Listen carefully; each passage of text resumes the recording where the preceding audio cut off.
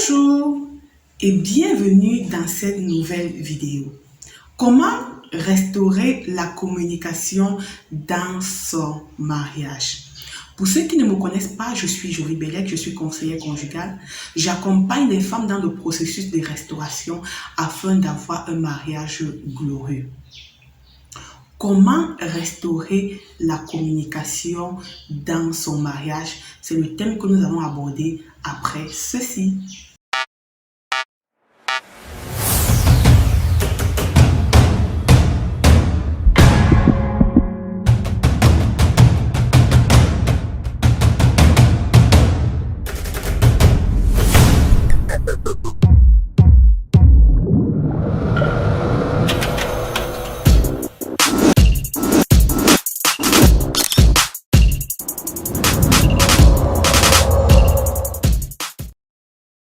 Comment restaurer la communication dans son mariage? Si tu n'es pas encore abonné à cette chaîne, abonne-toi, like la vidéo et partage-la autour de toi. Cela pourra aider une femme.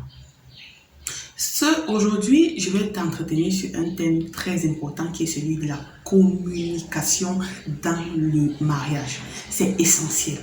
Pourquoi le thème d'aujourd'hui? Parce que je me suis rendu compte qu'il y a des mariages où la communication a pris des ailes et s'est envolée. Je me suis également rendu compte que beaucoup de foyers aujourd'hui se trouvent en mal et il y a beaucoup de divorces. Pourquoi? Parce que le volet communication a été tout simplement brisé. Et j'ai l'habitude de dire que lorsque l'ennemi veut voler ton mariage, lorsque l'ennemi veut te séparer de ton mari, la première des choses qu'il va briser, c'est quoi? C'est la communication. Et vous allez cesser de communiquer ensemble. Une personne va aller de son côté, une autre personne va aller de l'autre, ou bien au lit, tu vas tourner le dos, regarder le mur, et lui va tourner le dos, regarder un autre endroit. Et la nature a horreur du vide. Lorsque vous vous tournez le dos, lorsqu'il y a rupture de la communication, l'ennemi automatiquement entre en jeu. Et c'est ce qui s'est passé entre Adam et Ève. Si au moment où il y avait une parfaite communication entre Adam et Ève dans le jardin d'Éden, nous ne serons pas dans cette situation qu'en Dieu l'humanité aujourd'hui. Parce que si la communication avait été parfaite, Ève serait allée dire à son mari que voici ce que le serpent est en train de nous proposer. Qu'est-ce que tu en penses? Qu'est-ce que tu en penses? Mais parce qu'elle n'est pas allée demander l'avis de son mari, parce qu'ils n'ont pas communiqué sur la question de la pomme, elle a mangé avant d'informer son mari, avant de lui passer la pomme. Donc, il y avait déjà un problème de communication depuis le jardin d'Éden et ça n'a pas marché. Ça a mis en mal le premier couple du monde entier et ça met encore en mal beaucoup de couples aujourd'hui.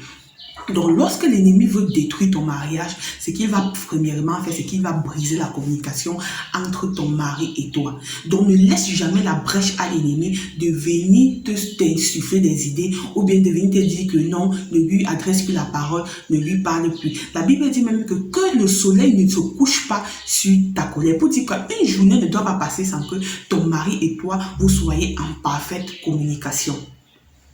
Maintenant, comment restaurer la communication dans ton mariage? Ce que tu vas faire, c'est que tu vas d'abord identifier d'où vient le problème. Qu'est-ce qui a d'abord brisé la communication parfaite qui existait entre ton mari et toi? Qu'est-ce qui a d'abord brisé cette communication? Ça, c'est la première des choses que tu vas d'abord détecter. Et maintenant, lorsque tu as détecté le problème, tu vas soit demander pardon, ou bien toi, tu vas pardonner. Si l'erreur vient de toi, tu ne vas pas demander pardon, mais si l'erreur vient de ton mari, tu vas tout simplement lui pardonner. Parce que, je vais te dire un truc, c'est que tu vas te dire peut-être que c'est un signe de faiblesse et tout, que non, c'est lui qui a tort, c'est lui qui doit venir demander pardon. Mais je vais te dire un truc, dans un mariage, comment restaurer la communication dans son mariage? Si tu n'es pas encore abonné à cette chaîne, abonne-toi, like la vidéo et partage-la autour de toi. Cela pourra aider une femme. Aujourd'hui, je vais t'entretenir sur un thème très important qui est celui de la communication dans le mariage. C'est essentiel. Pourquoi le thème d'aujourd'hui? Parce que je me suis rendu compte qu'il y a des mariages où la communication a pris des ailes et s'est envolée. Je me suis également rendu compte que beaucoup de foyers aujourd'hui se trouvent en mal et il y a beaucoup de divorces. Pourquoi? Parce que le volet communication a été tout simplement brisé. Et j'ai l'habitude de dire que lorsque l'ennemi veut voler ton mariage, lorsque l'ennemi veut te séparer de ton mari, la première des choses qu'il va briser, c'est quoi? C'est la communication. Et vous allez cesser de communiquer ensemble. Une personne va aller de son côté, une autre personne va aller de l'autre, ou bien au lit, tu vas tourner le dos, regarder le mur, et lui va tourner le dos, regarder un autre endroit. Et la nature a horreur du vide. Lorsque vous vous tournez le dos, lorsqu'il y a rupture de la communication, l'ennemi automatiquement entre en jeu. Et c'est ce qui s'est passé entre Adam et Ève. Si au moment où Adam, il y avait une parfaite communication entre Adam et Ève dans le jardin d'Éden, nous ne serons pas dans cette situation qu'en Dieu l'humanité aujourd'hui. Parce que si la communication avait été parfaite, Ève serait allée dire à son mari que voici ce que le serpent est en train de nous proposer. Qu'est-ce que tu en penses? Qu'est-ce que tu en penses? Mais parce qu'elle n'est pas allée demander l'avis de son mari, parce qu'ils n'ont pas communiqué sur la question de la pomme, elle a mangé avant d'informer son mari, avant de lui passer la pomme. Donc, il y avait déjà un problème de communication depuis le jardin d'Éden et ça n'a pas marché. Ça a mis en mal le premier couple du monde entier et ça met encore en mal beaucoup de couples aujourd'hui. Donc, lorsque l'ennemi veut détruire ton mariage, ce qu'il va premièrement faire, c'est qu'il va briser la communication entre ton mari et toi. Donc, ne laisse jamais la brèche à l'ennemi de venir t'insuffler des idées ou bien de venir te dire que non, ne lui adresse plus la parole, ne lui parle plus. La Bible dit même que le soleil ne se couche pas sur ta colère. Pour dire qu'une journée ne doit pas passer sans que ton mari et toi, vous soyez en parfaite communication. Maintenant, comment restaurer la communication dans ton mariage? Ce que tu vas faire, c'est que tu vas d'abord identifier d'où vient le problème. Qu'est-ce qui a d'abord brisé la communication parfaite qui existait entre ton mari et toi? Qu'est-ce qui a d'abord brisé cette communication? Ça, c'est la première des choses que tu vas d'abord détecter. Et maintenant, lorsque tu as détecté le problème, tu vas soit demander pardon, ou bien toi, tu vas pardonner. Si l'erreur vient de toi, tu ne vas pas demander pardon, mais si l'erreur vient de ton mari, tu vas tout simplement lui pardonner. Parce que je vais te dire un truc, c'est que tu vas te dire peut-être que c'est un signe de faiblesse et tout, que non, c'est lui qui a tort, c'est lui qui doit devenir demander pardon. Mais je vais te dire un truc, dans un mariage, lorsque tu ne peux pas accepter le compromis, ton mariage sera tout simplement détruit. Il peut vraiment avoir tort. Mais je vous ai dit, et je l'ai dit depuis sur la vérité sur le mariage, c'est que le mariage, c'est une relation entre deux personnes qui se pardonnent. Donc, si tu n'es pas encore arrivé à un niveau où tu t'es résolu à pardonner à ton conjoint, tu t'es résolu à pardonner à ton mari, ce mariage-là ne va pas durer. Ça ne va pas durer. Et il faut même déjà apprendre à pardonner à l'avance. Et le Dieu dit que si tu ne pardonnes pas aux autres, lui-même, il ne va pas te pardonner. C'est pour dire quoi? C'est-à-dire que Dieu lui-même est prêt à ce que toi, tu fasses des choses pour lesquelles il va te pardonner. À plus forte raison, toi aussi, à l'égard de ton mari. Donc, tu vas pardonner pour pouvoir avancer. C'est très, très important. Il y a aussi ce que tu vas faire pour restaurer la communication, c'est que tu vas essayer d'écouter les besoins de ton mari. Tu vas essayer d'écouter ses besoins. Parce que la communication est rompue parce qu'il y a quelque chose dont il attend de toi. Mais la communication est rompue peut-être parce que tu attends certaines choses de lui.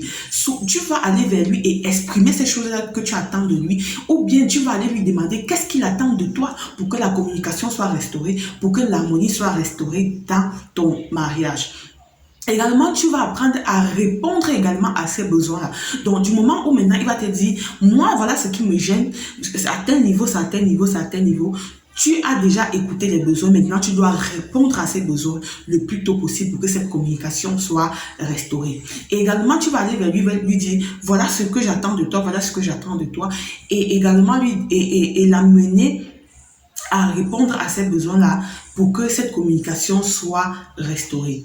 Maintenant, une autre chose que tu vas faire également, c'est que tu vas mettre de côté l'emportement et la colère. C'est ce qui met beaucoup d'hommes sous la défensive et c'est ce qui brise la communication dans beaucoup de foyers. Pourquoi? Parce que lorsqu'on est en train de communiquer, il n'y a personne qui va se taire et écouter l'autre.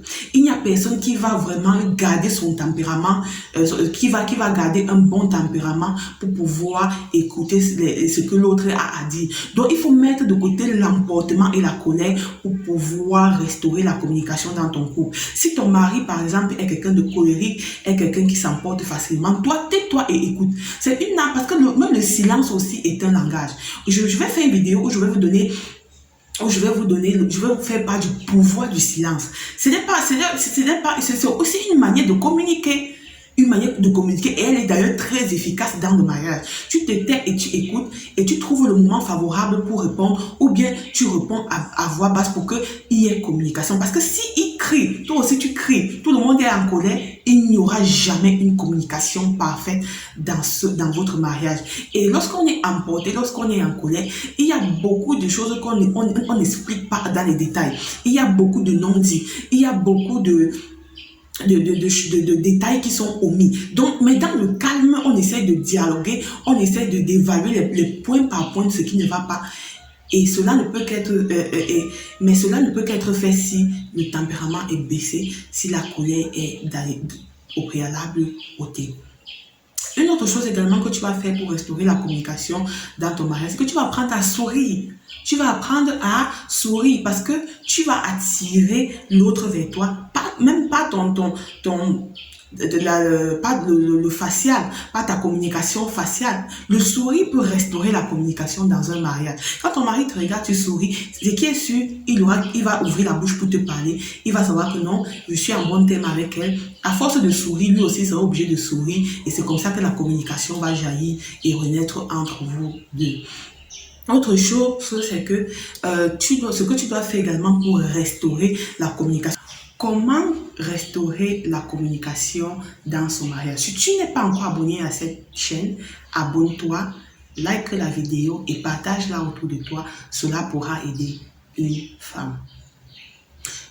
Aujourd'hui, je vais t'entretenir sur un thème très important qui est celui de la communication dans le mariage. C'est essentiel. Pourquoi le thème d'aujourd'hui? Parce que je me suis rendu compte qu'il y a des mariages où la communication a pris des ailes et s'est envolée. Je me suis également rendu compte que beaucoup de foyers aujourd'hui se trouvent en mal et il y a beaucoup de divorces. Pourquoi? Parce que le volet communication a été tout simplement brisé. Et j'ai l'habitude de dire que lorsque l'ennemi veut voler ton mariage, lorsque l'ennemi veut te séparer de ton mari, la première des choses qu'il va briser, c'est quoi? C'est la communication. Et vous allez cesser de communiquer ensemble. Une personne va aller de son côté, une autre personne va aller de l'autre, ou bien au lit, tu vas tourner le dos, regarder le mur, et lui va tourner le dos, regarder un autre endroit. Et la nature a horreur du vide. Lorsque vous tournez le dos, lorsqu'il y a rupture de la communication, l'ennemi automatiquement entre en jeu.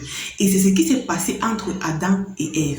Si au moment où il y avait une parfaite communication entre Adam et Ève dans le jardin d'Éden, nous ne serons pas dans cette situation qu'en Dieu l'humanité aujourd'hui. Parce que si la communication avait été parfaite, Ève serait allée dire à son mari que voici ce que le serpent est en train de nous proposer. Qu'est-ce que tu en penses?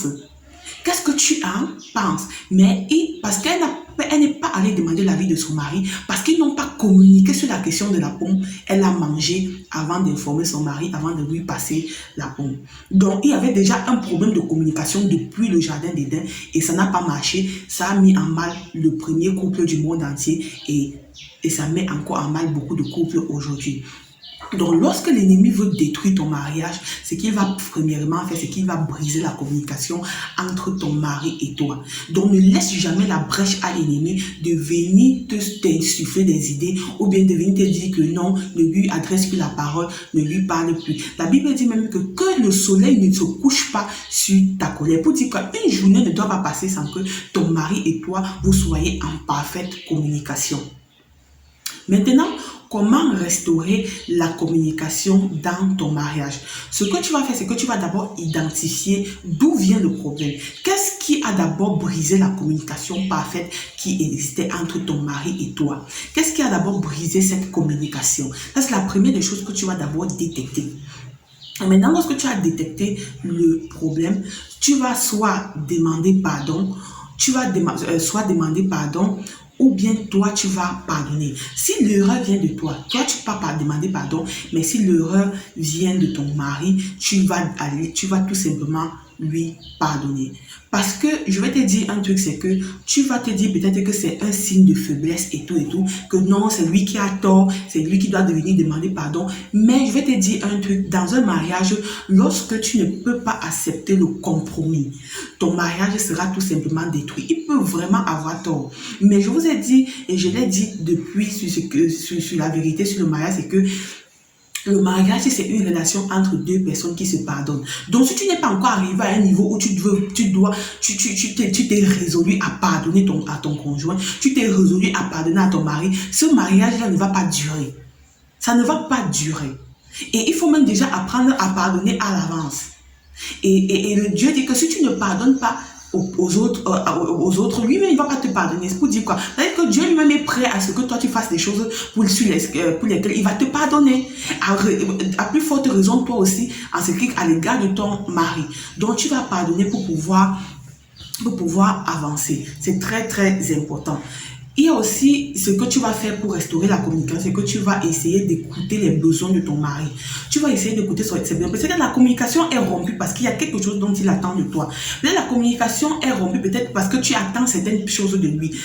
Tu vas aller vers lui et exprimer ces choses-là que tu attends de lui. Ou bien tu vas aller lui demander qu'est-ce qu'il attend de toi pour que la communication soit restaurée, pour que l'harmonie soit restaurée dans ton mariage. Également, tu vas apprendre à répondre également à ces besoins-là. Donc, du moment où maintenant, il va te dire, moi, voilà ce qui me gêne, à tel niveau, à tel niveau, à tel niveau. Tu as déjà écouté les besoins. Maintenant, tu dois répondre à ces besoins le plus tôt possible pour que cette communication soit restaurée. Et également, tu vas aller vers lui dire, voilà ce que j'attends de toi, voilà ce que j'attends de toi. Et également, l'amener à répondre à ces besoins-là pour que cette communication soit restaurée. Maintenant, une autre chose que tu vas faire également, c'est que tu vas mettre de côté l'emportement et la colère. C'est ce qui met beaucoup d'hommes sous la défensive et c'est ce qui brise la communication dans beaucoup de foyers. Pourquoi? Parce que lorsqu'on est en train de communiquer, il n'y a personne qui va se taire et écouter l'autre. Il n'y a personne qui va vraiment garder son tempérament, qui va garder un bon tempérament pour pouvoir écouter ce que l'autre a à dire. Donc, il faut mettre de côté l'emportement et la colère pour pouvoir restaurer la communication dans ton couple. Si ton mari, par exemple, est quelqu'un de colérique, est quelqu'un qui s'emporte facilement, toi, tais-toi et écoute. C'est une arme parce que même le silence aussi est un langage. Je vais faire une vidéo où je vais vous faire part du pouvoir du silence. C'est aussi une manière de communiquer. Une manière de communiquer et elle est d'ailleurs très efficace dans le mariage. Tu te tais et tu écoutes et tu trouves le moment favorable pour répondre ou bien tu réponds à voix basse pour qu'il y ait communication. Parce que si il crie, toi aussi tu cries, tout le monde est en colère, il n'y aura jamais une communication parfaite dans votre mariage. Et lorsqu'on est emporté, lorsqu'on est en colère, il y a beaucoup de choses qu'on n'explique pas dans les détails. Il y a beaucoup de non-dits, il y a beaucoup de détails qui sont omis. Donc, mais dans le calme, on essaie de dialoguer, on essaie d'évaluer les points par point de ce qui ne va pas. Et cela ne peut qu'être fait si le tempérament est baissé, si la colère est au préalable ôtée. Une autre chose également que tu vas faire pour restaurer la communication dans ton mariage, c'est que tu vas apprendre à sourire. Tu vas apprendre à sourire parce que tu vas attirer l'autre vers toi. Même pas le facial, pas ta communication faciale. Le sourire peut restaurer la communication dans un mariage. Quand ton mari te regarde, tu souris, ce qui est sûr, il va ouvrir la bouche pour te parler. Il va savoir que non, je suis en bon terme avec elle. À force de sourire, lui aussi sera obligé de sourire et c'est comme ça que la communication va jaillir et renaître entre vous deux. Autre chose, c'est que ce que tu dois faire également pour restaurer la communication, tu ne peux pas accepter le compromis. Ton mariage sera tout simplement détruit. Il peut vraiment avoir tort. Mais je vous ai dit, et je l'ai dit depuis sur la vérité sur le mariage, c'est que le mariage, c'est une relation entre deux personnes qui se pardonnent. Donc, si tu n'es pas encore arrivé à un niveau où tu t'es résolu à pardonner à ton conjoint, tu t'es résolu à pardonner à ton mari, ce mariage-là ne va pas durer. Ça ne va pas durer. Et il faut même déjà apprendre à pardonner à l'avance. Et le Dieu dit que si tu ne pardonnes pas aux autres, lui-même, il ne va pas te pardonner. C'est pour dire quoi? C'est-à-dire que Dieu lui-même est prêt à ce que toi, tu fasses des choses pour lesquelles il va te pardonner. À plus forte raison, toi aussi, en ce qui est à l'égard de ton mari. Donc, tu vas pardonner pour pouvoir avancer. C'est très, très important. Il y a aussi ce que tu vas faire pour restaurer la communication, c'est que tu vas essayer d'écouter les besoins de ton mari. Tu vas essayer d'écouter ses besoins. Peut-être que la communication est rompue parce qu'il y a quelque chose dont il attend de toi. Peut-être la communication est rompue peut-être parce que tu attends certaines choses de lui. Tu vas aller vers lui et exprimer ces choses-là que tu attends de lui. Ou bien tu vas aller lui demander qu'est-ce qu'il attend de toi pour que la communication soit restaurée, pour que l'harmonie soit restaurée dans ton mariage. Également, tu vas apprendre à répondre également à ces besoins-là. Donc, du moment où maintenant, il va te dire, moi, voilà ce qui me gêne, c'est à tel niveau, c'est à tel niveau, c'est à tel niveau. Tu as déjà écouté les besoins, maintenant tu dois répondre à ces besoins le plus tôt possible pour que cette communication soit restaurée. Et également, tu vas aller vers lui dire, voilà ce que j'attends de toi, voilà ce que j'attends de toi. Et également, l'amener à répondre à ces besoins-là pour que cette communication soit restaurée. Maintenant, une autre chose que tu vas faire également, c'est que tu vas mettre de côté l'emportement et la colère. C'est ce qui met beaucoup d'hommes sous la défensive et c'est ce qui brise la communication dans beaucoup de foyers. Pourquoi? Parce que lorsqu'on est en train de communiquer, il n'y a personne qui va se taire et écouter l'autre. Il n'y a personne qui va vraiment garder son tempérament, qui va garder un bon tempérament pour pouvoir écouter ce que l'autre a à dire. Donc, il faut mettre de côté l'emportement et la colère pour pouvoir restaurer la communication dans ton couple. Si ton mari, par exemple, est quelqu'un de colérique, est quelqu'un qui s'emporte facilement, toi, tais-toi et écoute. C'est une arme parce que même le silence aussi est un langage. Je vais faire une vidéo où je vais vous faire part du pouvoir du silence. C'est aussi une manière de communiquer.